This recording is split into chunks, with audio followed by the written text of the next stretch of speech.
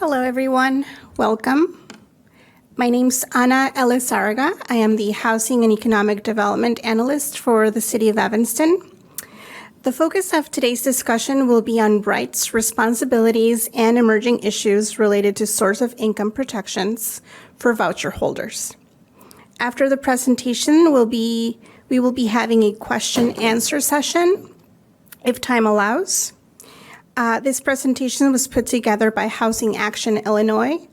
The HAC's mission is to increase and preserve the supply of quality, affordable, and accessible homes in Illinois for low and moderate income families and individuals. And joining us today is Dominic Vaz and Adelaide Del Angel from Open Communities. Open Communities works to eradicate housing discrimination and unjust practices that perpetuate segregation and inequity. They foster thriving, inclusive communities through fair housing enforcement, housing counseling, education, outreach, and advocacy. A recording of this webinar will be available after. Thank you, Dom. Thanks, Anna. Is it possible to see more of my slide on that screen? Thank you. I'm seeing a few folks joining. Looks like we got the numbers ticking up. Glad folks could make it. My name is Dominic Vaz. I'm the Director of Fair Housing at Open Communities. Like Anna said, we are a fair housing and housing counseling group. Our sort of overall mission, to put it succinctly, is to make more inclusive communities by ensuring that everybody has equal access to housing. So if folks experience source of income discrimination in the Northern Cook County region specifically, they can come to our organization and seek some support.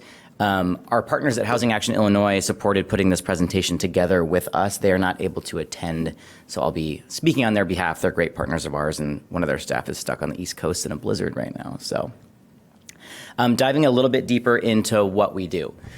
So as I said, I'm here representing the Fair Housing Department. We do investigations and enforcement.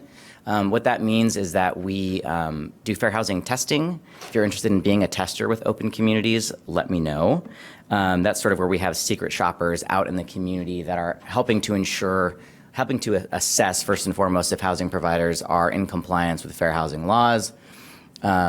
And we educate people about their rights when we find violations. Sometimes we can help individuals enforce their rights through more formal processes like human rights complaints and so forth. But a lot of what we do is really educating the community about their rights, and that's landlords, tenants, property owners, real estate agents. It's sort of on all sides of the housing market, different housing markets. We assist people with disabilities in accessing reasonable accommodations and reasonable modifications. If you don't know what those are, it's beyond the scope of this presentation, but we're happy to present on that topic. And we do a lot of, it's not really on the list, but we do a lot of advocacy as well to try to further the mission of fair housing, supporting public policies that make our communities more welcoming, inclusive, and equitable.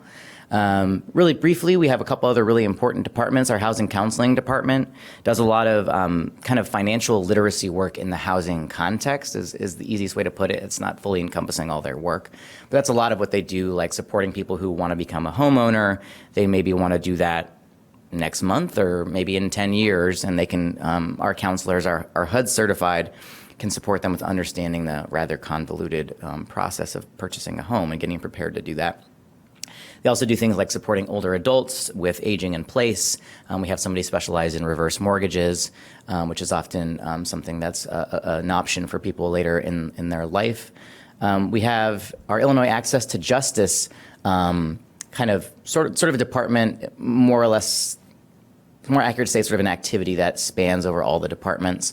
So that's work that is specifically targeted to people that have been impacted by the criminal legal system, supporting them with understanding their rights, accessing resources, and so forth. A little bit about fair housing rights in general. We're going to talk about source of income, of course, today. I'm going to try and tailor it mostly towards housing choice voucher holders. Those source of income protections are more expansive than that. But of course, this is situated in a broad array of fair housing rights that we have from the federal to the state to the local level. As for the scope of this presentation, I'll just go over some of the kind of recent additions and underknown parts of the fair housing kind of landscape that we see, problems with compliance with housing providers and somewhat of a lack of knowledge with housing consumers as well. So you can see in red in the middle and right columns, these are our state level and county level protected characteristics against which you cannot be discriminated in a housing transaction. So things like ancestry, that's not just your national origin, as in where you were born, but where your parents are from. It can encompass things like ethnicity. Age is a protected characteristic a lot of folks don't know about in Illinois. So once you're 40 and over, you are protected against age discrimination in a housing context. It's similar in federal employment law. A couple of ones, I'll just skip to the bottom. Source of income, we're going to talk about the passage of the bill, of course, that gave us source of income protections across Illinois.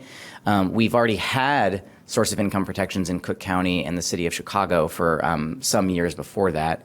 Really importantly, at the bottom there is immigration status. So this was added to the Illinois Human Rights Act, I want to say in 2025, I forget at the moment. But a really important protection that explicitly says a landlord cannot harass, threaten to evict, deny somebody housing because of their immigration status.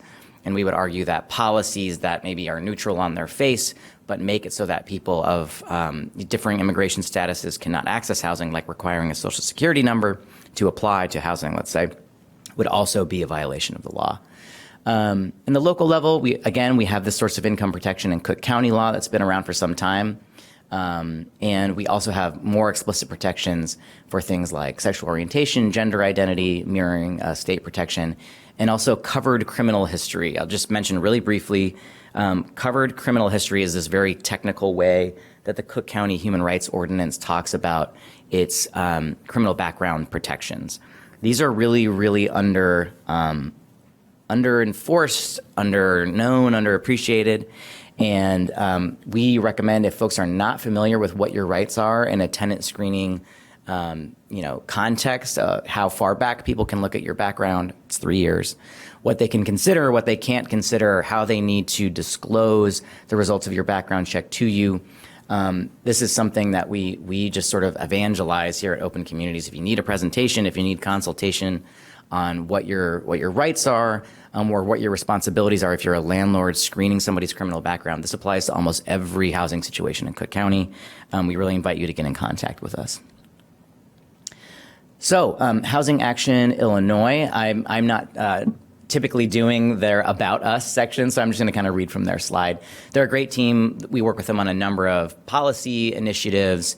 We work with them on our housing counseling program, so they're a really close collaborator. So Housing Action Illinois is a statewide coalition that has been aiming to protect and expand good, safe, affordable housing for nearly 40 years. We bring together 200 member organizations that believe in an Illinois where everyone has a stable, affordable place to call home. Open Communities is one of those members. Our goals are to increase homeownership opportunities, expand affordable housing, and effectively end homelessness. So a little bit more about Housing Action Illinois. They have a really robust public policy advocacy part of their work. They mobilize members and allies to advocate for investments and policies to end homelessness, create affordable rental housing, promote sustainable homeownership. Just briefly, Open Communities is either an endorser of or an active coalition member in, I think, at least 3 or 4 different legislative initiatives that Housing Action is one of the leaders on. They do capacity building work, training, providing training, consultation resources. They do some of that through their HUD housing counseling work. They're an intermediary. They are our intermediary for housing counseling. They also support AmeriCorps Vistas in housing justice nonprofits in our community, and we've actually been a collaborator with them. And I'm looking at one of our former AmeriCorps Vista members right now. Vanessa Johnson-McCoy in the house. They also do education and organizing, so they do a lot of workshops like this. They put on a yearly conference and a lot of other great work. So a little bit of background on the bill that became the amendment to the Illinois Human Rights Act to add source of income protections. So prior to 2023, Illinois didn't have any statewide protections for renters based on how they paid rent, meaning that renters, and again, this is particularly outside the context of Chicago, Cook County, could be turned away from a rental unit based on how they paid for it. If a landlord sort of arbitrarily doesn't like that, well, you don't have wage income, you have something else. You receive TANF, you receive a housing choice voucher, you're a veteran who receives a subsidy. I don't want to assume things, but there could be plenty of reasons, I think, that landlords have stated that they don't want to work with third-party programs. They could legally deny an individual based on that type of income, even if the income was sufficient to pay the rent. Advocates, long before my time in this work, have been working to change this. We are almost at the point of flipping the balance across the U.S. for source of income protections. I think we're at like 24 states or something like that. So it's been a really important issue. And there was several attempts to do that at a statewide level in Illinois. And finally, we got it right. The campaign was really active in 2022, and the law went into effect in 2023. 2021 and 2022, I think, was the campaign. So the COVID-19 pandemic created a lot of economic instability, as we all know, and it sort of laid bare a lot of issues in our system, as folks know, increased the number of people relying on housing assistance. There was a lot. One of the things that our governments did was provide a lot of direct cash assistance for individuals who weren't able to work at that time and so forth.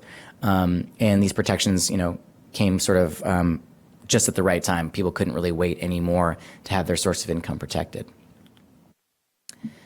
So enter the Illinois Coalition for Fair Housing. This was a bunch of groups.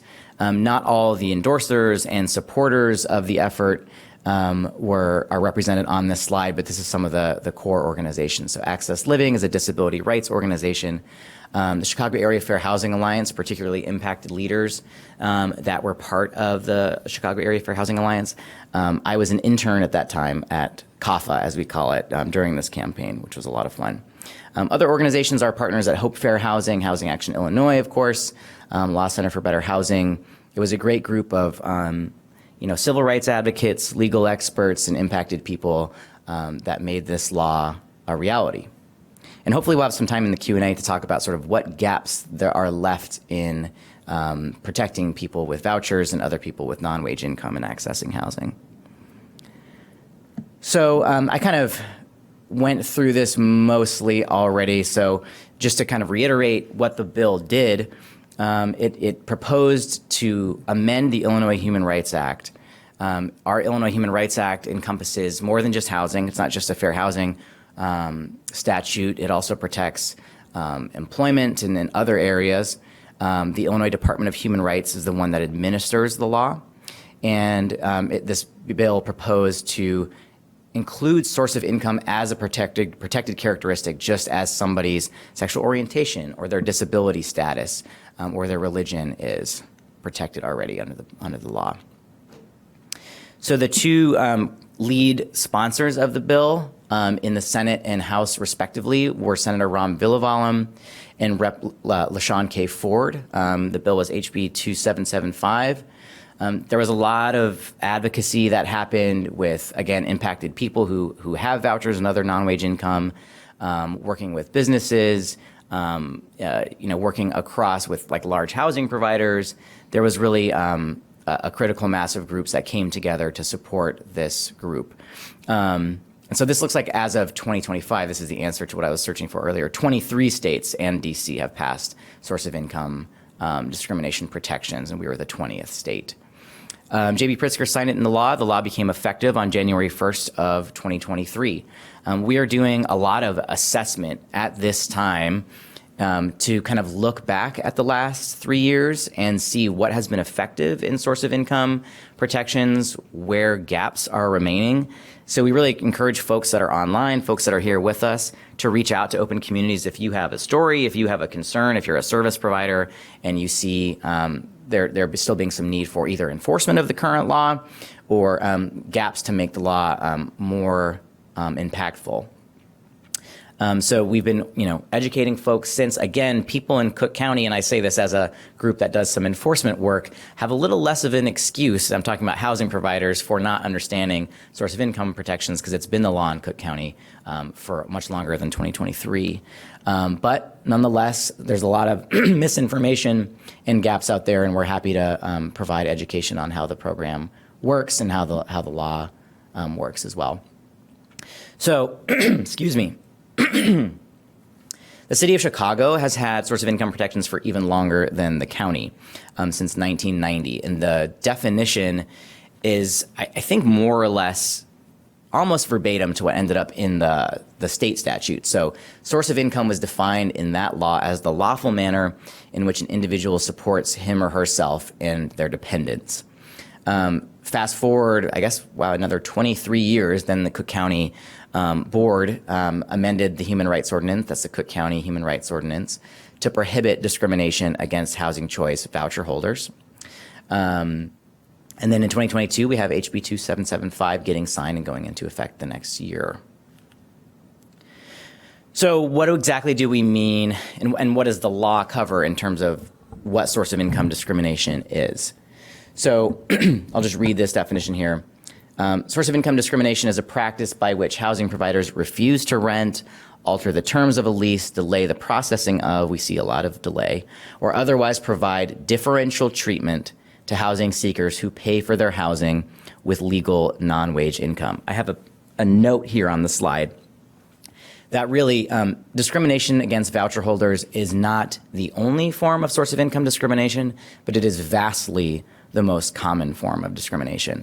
Open communities, the only, the only basis of a civil rights complaint that we receive that is as common as source of income is disability discrimination. Those two make up, I think together probably 80 or more percent of our complaints. And in terms of what we see in the community when we audit housing providers, when we do fair housing testing, it is source of income compliance is probably the worst, along with covered criminal history that I was referencing before.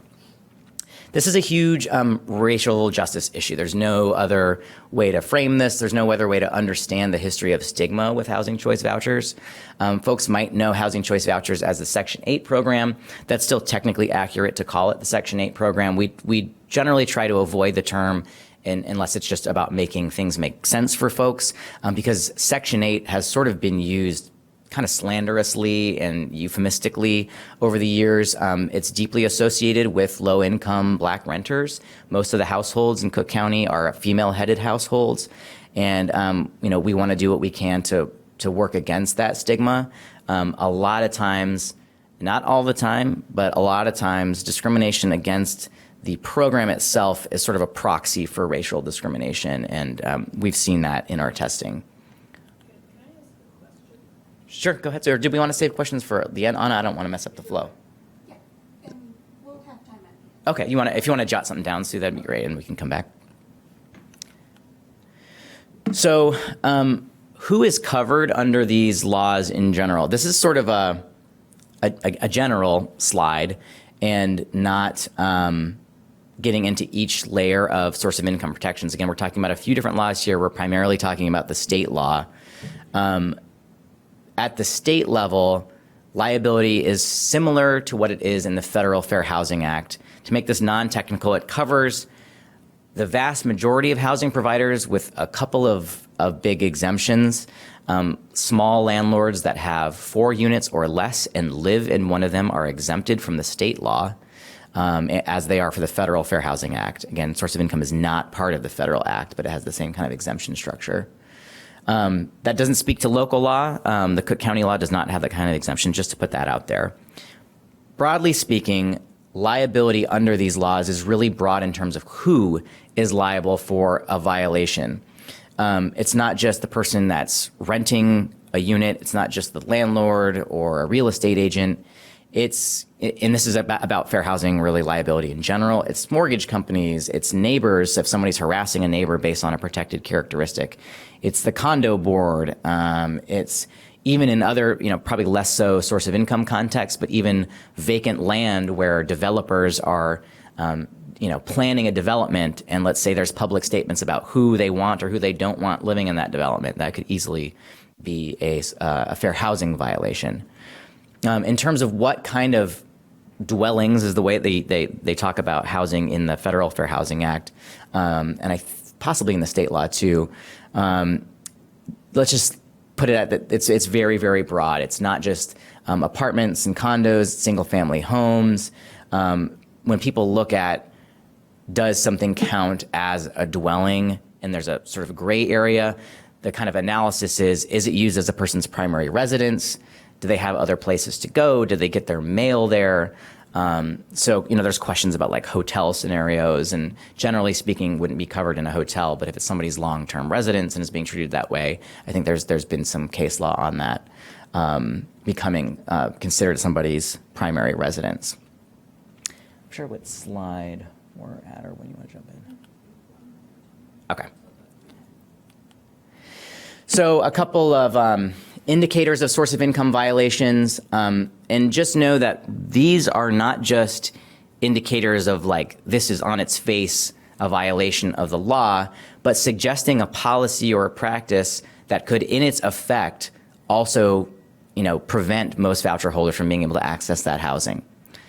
We call that disparate impact, or having a discriminatory effect, where it's like, it's not just no voucher holders on an advertisement, which we also see, but it's something that the impact of it is really keeping out folks of that characteristic. So a statement like, we don't work with third parties. We see this, one of our partners from Connections for the Homeless is here. We see folks trying to access housing all the time where they are told that the housing provider doesn't work with third parties. If that is a blanket policy applied across the board, that would have a discriminatory effect on source of income via source of income. The third party is the housing authority in the case of a housing choice voucher. So we would definitely try to either educate that individual landlord or take action in another way.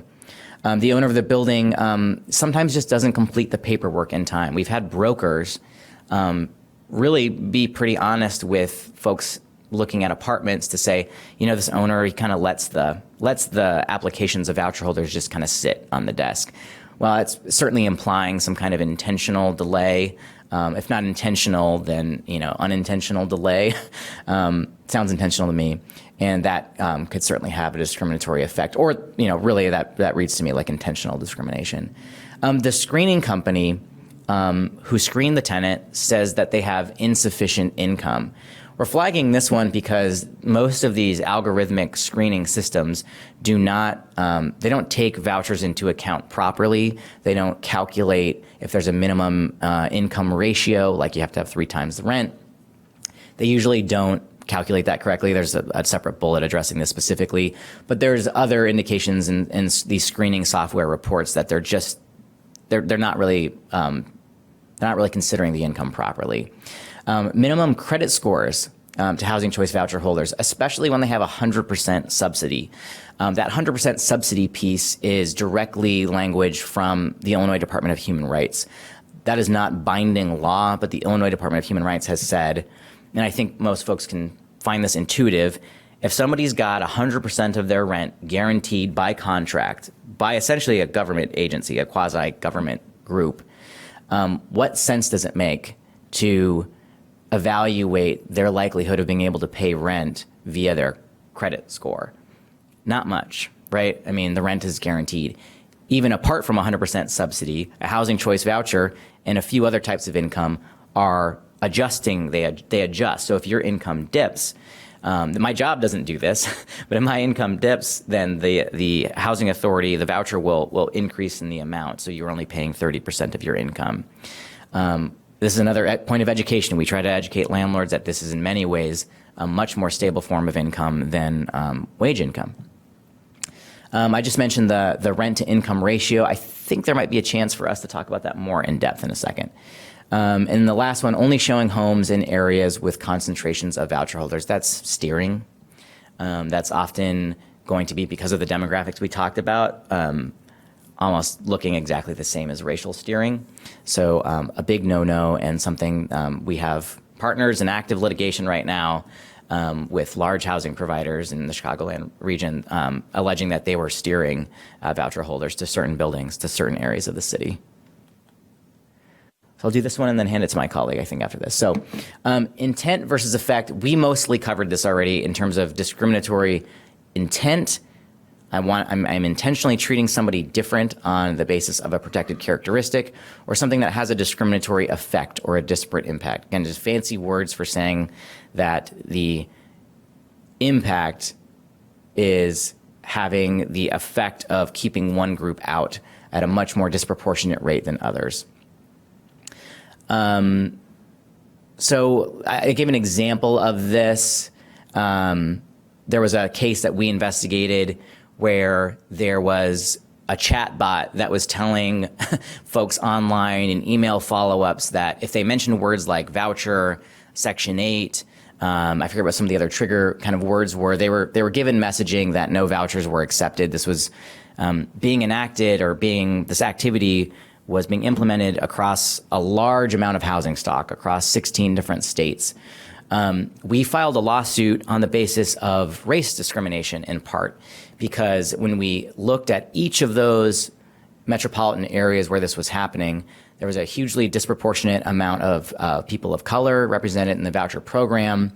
Again, in Cook County, it's extremely stark. In some areas, it's even more stark. And our argument was that the impact of that was to keep out a lot of black families from being able to access those homes. And that, there was not a decision from a trier of fact, the judge or a jury in that case, but it was settled amicably with the housing provider. So just a couple quick statistics. Approximately 65% of voucher holders nationwide are black or Hispanic, and only about 25%, about 25% of voucher holders include a family member with a disability, making it also potentially a disparate impact issue on households where a member has a disability. I will hand it to Adelaide to do a Q&A and then talk about some more specifics. Alrighty. Thank you, Dominic. And for anyone who came in later and missed introductions, maybe, my name is Adelaide Del Angel. I'm also on the Fair Housing team with Dominic at Open Communities, and I am the Fair Housing analyst there. So we were hoping to do a couple of case studies through this just to get your brains working a little bit. I don't know if we're able to interact with people who are virtual, but I'll just read this up for you all. So this specific case study, Maria has a housing choice voucher and is in the process of looking for a 3-bedroom unit for her family. She has found a place that she loves and is planning on applying. The property management company has stated that they are happy to work with voucher holders, but that they typically raise the security deposit amount for voucher holders to protect against damages. Would you consider this a violation of source of income protections? Yes. All right, Vanessa. Do you want to speak on it? Can't do that. That's all. Right. I mean, yes. Yeah. No, that was a good immediate response. So this is, you want to treat everyone the same. So why we'd consider this an issue is different terms and conditions. So if there's something, you have an alternative source of income that isn't wage income, we see this also with criminal history, people who have a criminal history on their background. People say that housing providers will say that you are then able to live there, but you just have to pay a little bit more. But that's a difference in terms and conditions and would be a violation of source of income protections. Here are some other violations of source of income protection. So denying a person housing. Oh, we have a question. Do we want to? So two things. Yeah. The one thing is. Do you want to? Oh, do we need them? We might need to be mic'd up. I don't know. So that people who are virtual can hear. Oh, okay. I thought we were doing that now. No. We're waiting till the end. Well, I was about to ask the question to say that it maybe is not discrimination. Right. If we can keep talking about the case study now. Okay. All right. Okay. So some more examples. Denying a person housing because their primary source of income is Social Security, disability, alimony, or VASH voucher. So Dominic mentioned this earlier.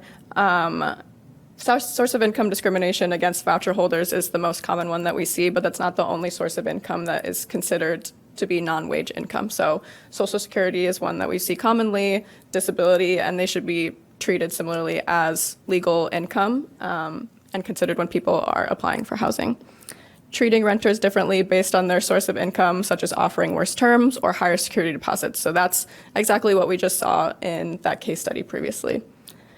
Refusing to accept rental assistance or refuse to fill out paperwork for assistance programs, publishing ads using discriminatory statements such as no Section 8.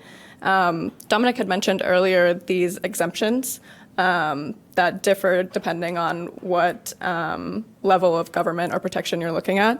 That does not apply to ads. So for any housing provider, if you're publishing an ad that it could be considered to be discriminatory, we could bring a complaint against those.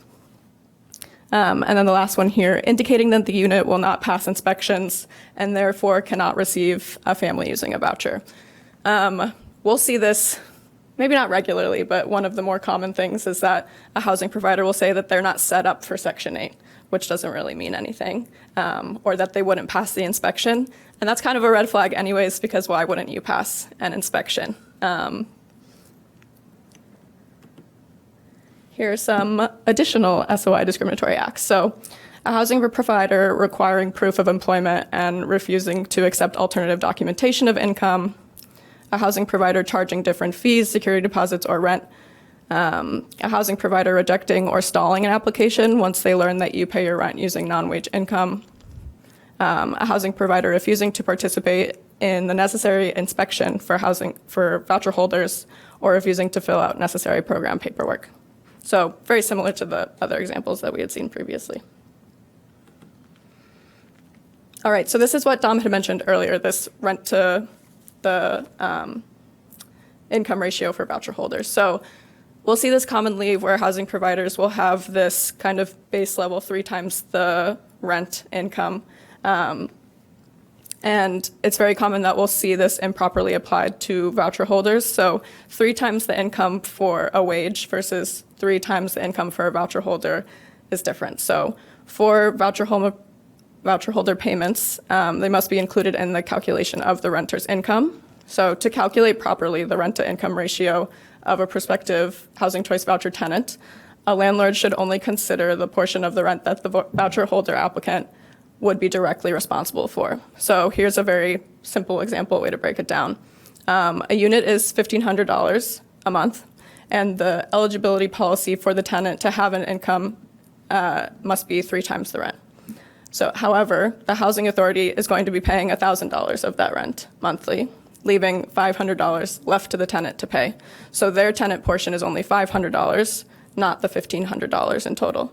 So in this case, the tenant would not be required to have an income 3 times the total rent, but rather 3 times the tenant portion. So 3 times 500 is 1,500. So their annual monthly income would only be required to be 1,500 rather than 3 times 1,500. All right, another case study. So Denise is on a fixed income and uses a portion of her disability payments to pay her rent each month. When applying to an apartment, the property management company lets her know that she needs to provide copies of her pay stubs in order to qualify. Denise explains that she can provide documentation of her monthly SSDI payments, but does not receive income from employment. The property manager tells Denise that there are no exceptions to this policy and that she does not qualify without proof of employment. Could this be considered source of income violation? I see some nods. It's okay to continue to participate, Vanessa. I know you don't want to you want to give, you want to give other people the opportunity. But yes, definitely the nods are right.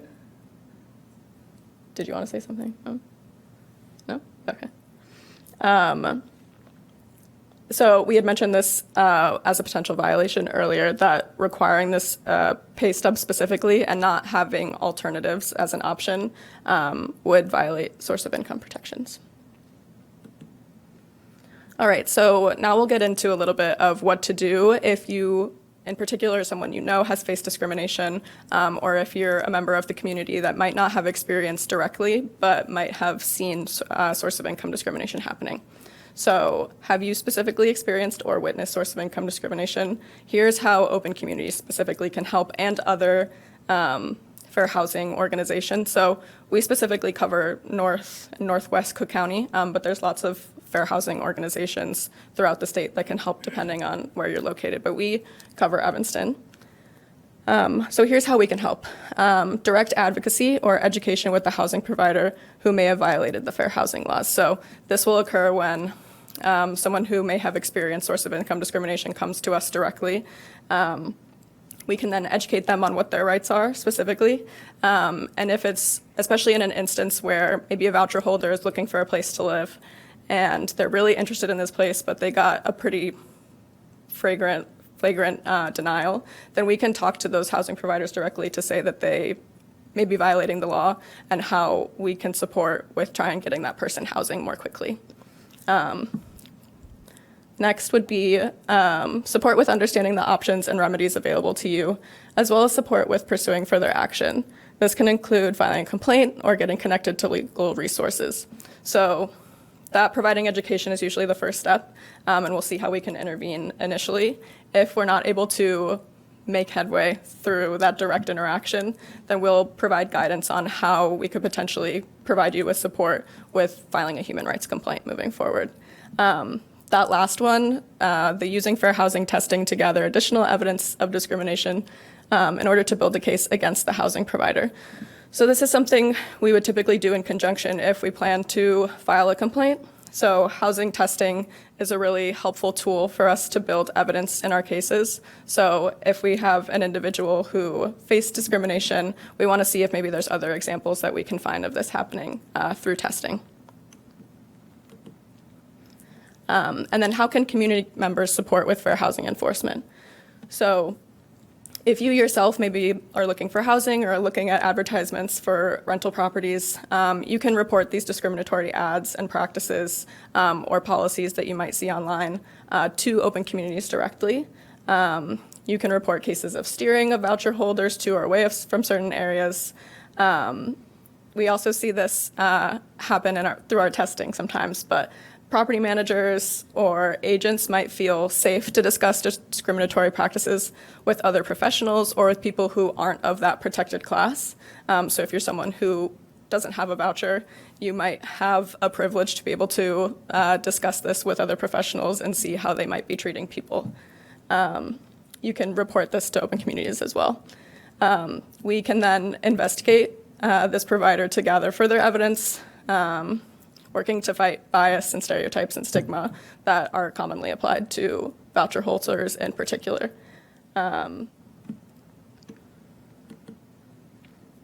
Okay, so some important things to keep track of if you find a potential violation.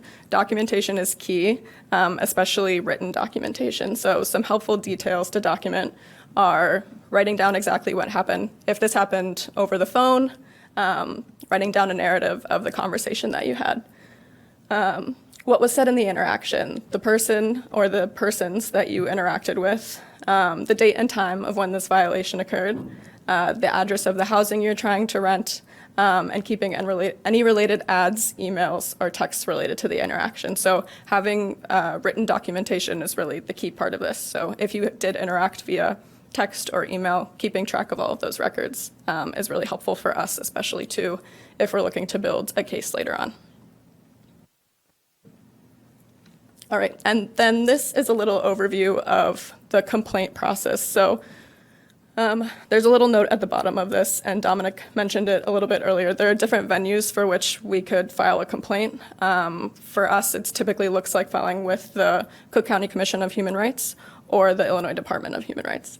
That little note is just stating, on the last slide, one of the key details that was really important for you to keep track of was the date of your interaction, and that kind of sets a timeline for when you can file a complaint. So within the state of Illinois, you have a year to file from the incident. In Cook County, you have 6 months.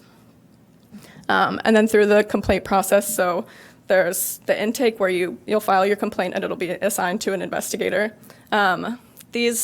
There's not a specific timeline we can provide related to the overall complaint process because they can take pretty long. But once it's assigned to an investigator, They'll then go through the investigation process. They'll have their findings and results, and then it can go to legal review and a potential hearing. Or throughout any of this process, we could also mediate or discuss a settlement throughout any portion of this. It doesn't necessarily need to go to a hearing at the end.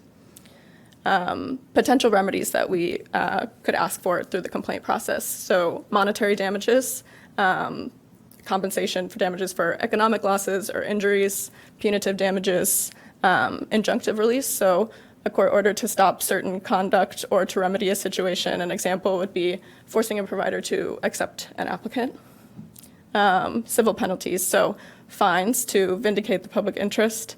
In the state of Illinois, civil penalties range from $16,000 for a first violation to $42,500 for a second violation and $70,000 for more than 2 violations.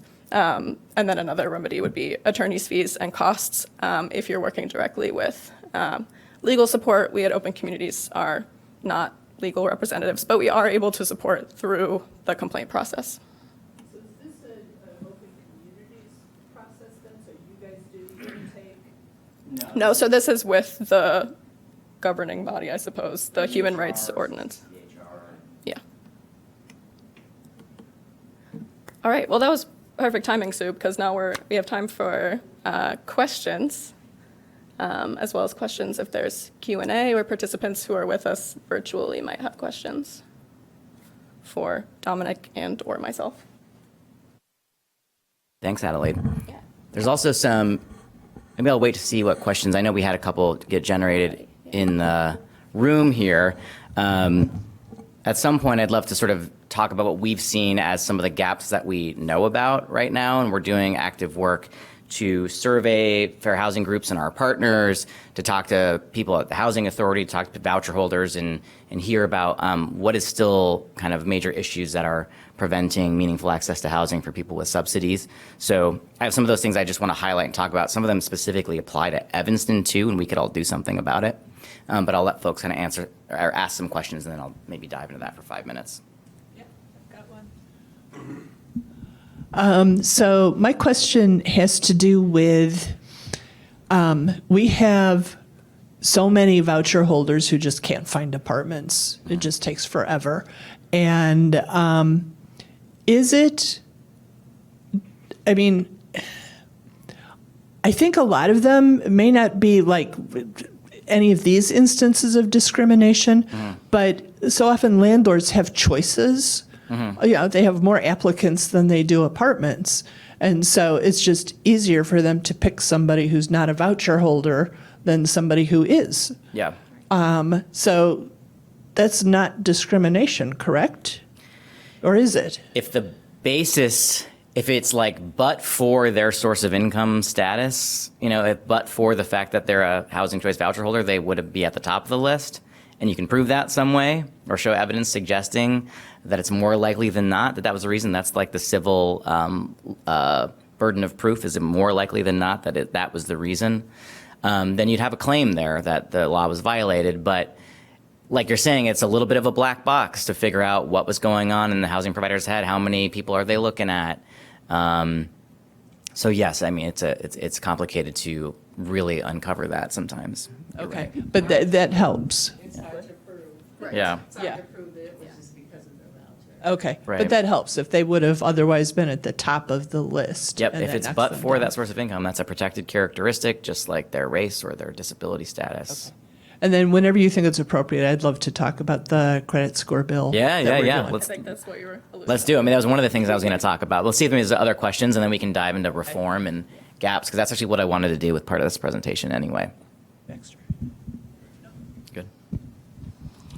If anyone online has any questions, you can drop them in the Q&A button. So I noticed that we were talking about the stability of voucher income, and that it's generally more stable than regular wage One income. can make the argument anyway. Right. I mean, that just brings me to a question. That what have you guys heard about the voucher holder program at the federal government level? It appears that everything's being cut lately. And I'm hearing that the voucher holder program may be on the chopping block sometime soon. That's a good question. A lot of things have been on the chopping block. In the last, it's called the T-HUD bill. It's this big, like, I don't know if it's technically an omnibus bill, but it's a big bill that funds HUD's activities. The Housing Choice Voucher Program was not reduced. So I think for now, knock on wood, a lot of these things are targets of, some leaders in Washington. But right now, I know there's been issues locally, like the Housing Authority of Cook County, for instance, has a lot of financial issues, I think it's fair to say. For example, I think in 2025, they kept the same payment standards as the year before, which are generally adjusted to whatever the current fair market rent is. That changes year to year, and HUD does an evaluation of different metro areas or sometimes different zip codes of what the fair market rent is. So they're doing some things to constrain costs, makes it harder for voucher holders.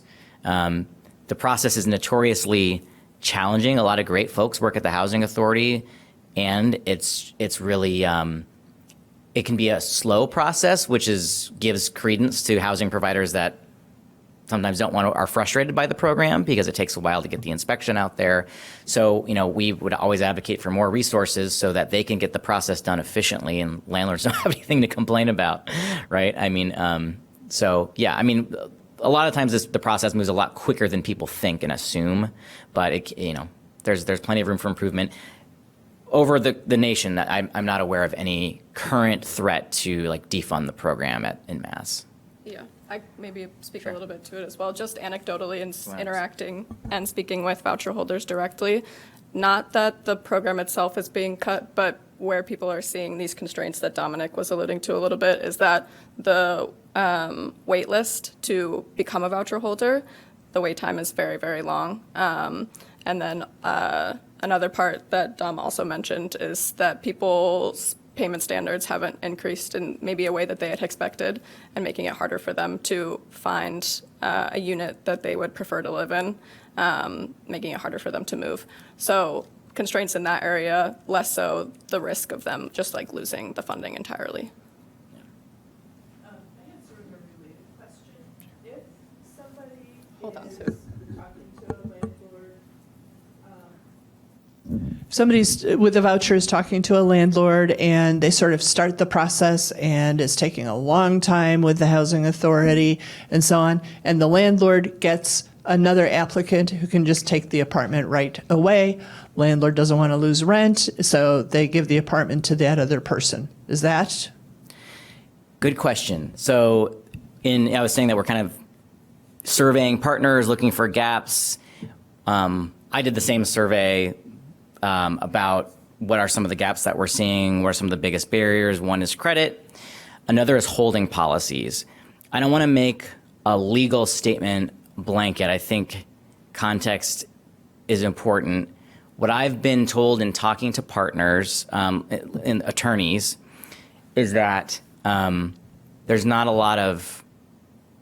think there's a lot of thought that a claim that a holding policy has a disparate impact would be successful, meaning that if you have a policy that says I can only hold the unit for 2 weeks, there is a legitimate business interest in doing that. So the kind of way that these disparate impact claims work, it's pretty simple. The person first has to come and if I'm going to sue landlord A and say your policy has a disparate impact on voucher holders, that violates source of income protections. I have to show that there is a disproportionate disproportionate impact. So statistically, yes, more people of color, let's say if it's a race case or source of income, more voucher holders will be clearly kept from this, and I can show that, those numbers. Then the individual, the burden sort of shifts, and they get an opportunity to say, is there a legitimate non-discriminatory business interest? In the case of a holding policy, you're going to lose money. They're going to lose money if they have to hold the unit for a month. And then the sort of final step is the person gets the chance, the person bringing the claim gets the chance to say, there is a less discriminatory alternative that could be pursued here. In the case of a holding policy, I don't know. You know, that's case by case if there could be less discriminatory, but we are currently looking at those cases carefully. And I will just say, not generally as a rule of thumb are we just filing that holding policy. I mean, it's a tough issue. And I mean, related to that, we're actually at Connections, like trying to collect stories about situations where the housing authority is actually causing the problem. Yeah. And because it sort of seems like everybody just accepts that, oh, well, yeah, it's hard to work with the housing authority. Yep. But they're a big part of the problem. Yeah. As to why vouchers aren't being used. So, Yeah. I mean, we have one that we're actively working on. Probably can't speak too much about it, but where it seems like there's potentially just a administrative error where the landlord's just not getting paid, period. I mean, and I should say that's extraordinary. That's not the norm of the program. And again, a lot of great staff and administrators working, trying to get people housing that they need. But there's certainly some big gaps there. Yeah. We might have had a question online, Yes. and then I'll get on my soapbox for a minute after that. Really, it's meant to be informative. So they're asking what is happening with Trump trying to exclude immigrants from having vouchers? How can they get an apartment or keep a voucher? Yeah, so this is similar to a lot of public benefits. People with non-citizens are not allowed to be recipients of housing choice voucher funding. That's not new with the Trump administration. So that hasn't changed with the Trump administration. What the Trump administration, I believe, has changed is the ability for a household to be a mixed status household. So previously, if the benefit was going to a member of the household that was a citizen, their spouse could be a non-citizen. In that, you know, I don't think that was scrutinized heavily by HUD. And I'm not as fully caught up on this issue as I could be, but I'm pretty sure that that's sort of been the target, is going after mixed status households. I was going to highlight a couple of things just here as we're winding down, gaps that we know about. And I think that especially if you're a voucher holder, if you work with voucher holders, you might want to know about. In Evanston specifically, I'll start like locally and I'll try to be brief, but one of the major gaps that we have that Open Communities is directly addressing with folks at the city of Evanston is Evanston has its own fair housing ordinance, which is great. Lots of municipalities in our region have their own local law. It's another layer of protection, or so everybody kind of assumes. It really mirrors Cook County's protection. Source of income is in there. The problem with local statutes a lot of the time like that is that there's not a great enforcement mechanism besides filing a claim in court, and that's expensive, right? That's more or less the case with Evanston's. It's still a good to have that somebody can have a claim in court based on these violations in Evanston. There's certain things that are good about the law. There's not a statute of limitations on it right now, which is actually interesting. But there's a problem in that Cook County Commission on Human Rights and the Illinois Department of Human Rights are the venues in which individuals like you and me, not being an attorney, can file a claim if we are discriminated against. It's where we help people file. Both those venues, again, Cook County and the state, have paid attorneys, investigators, people with institutional knowledge on how to investigate discrimination. It sort of came to our attention in the last couple of years, along with our partners at the Moran Center and others, that the Cook County law exempts municipalities where there's overlapping coverage, which means that if you are discriminated against in Evanston for having a voucher for your source of income, you cannot bring a claim to the Cook County Commission on Human Rights because it's also protected at the local level. And they say, we're going to defer to Evanston. You got to get that claim investigated at Evanston. Again, the problem is Cook County has tons of resources, attorneys, institutional knowledge on investigating discrimination, a commission that will look at the claim and come up with a finding. Evanston has no commission. Our law department is really stretched thin.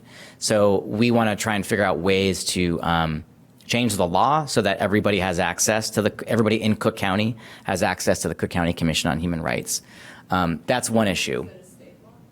No, it's a local, it's in the Cook County Human Rights Ordinance. That's this exemption. If there's a municipal coverage and they're overlapping, you're exempted and you have to seek relief at the local level.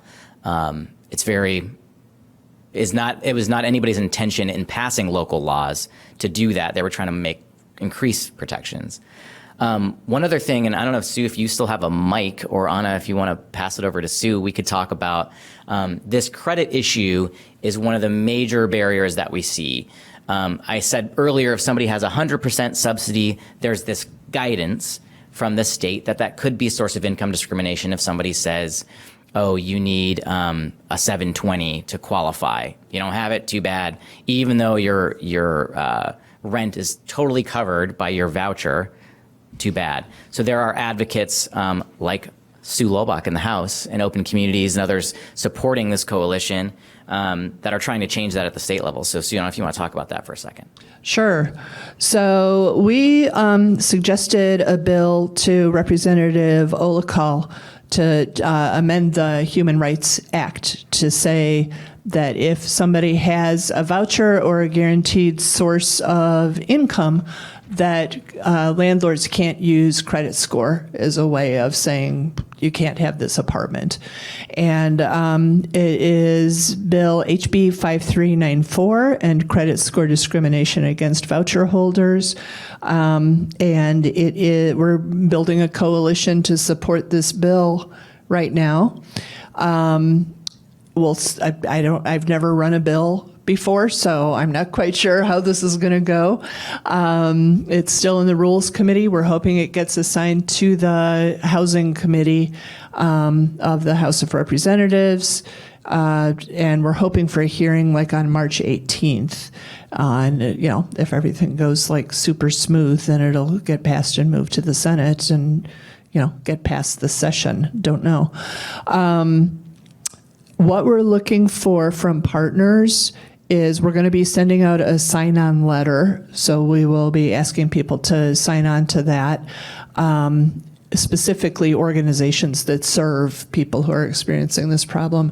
And we will also be collecting anecdotes. So I do have a form here, basically a story form with some questions about people's situations. And if you know people who have experienced this kind of discrimination, we would love to just catalog these. My hunch is we're going to get a lot of stories that sound exactly the same, and that's good.